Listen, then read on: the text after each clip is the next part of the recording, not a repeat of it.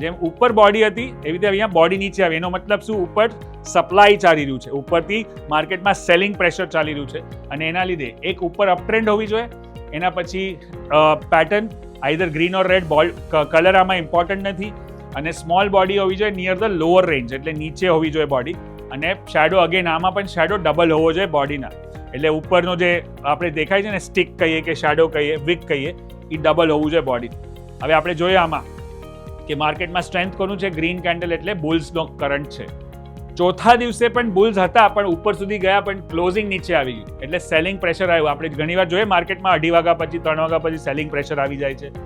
આ ઈ જ છે, રાઈટ? અગર સેલિંગ પ્રેશર ન હોત તો આ પણ ગ્રીન હોત. પછી નેક્સ્ટ ડે આપણે આ દિવસે કાંઈ નથી કરવું, આ દિવસે આપણે અલર્ટ થઈ ગયા.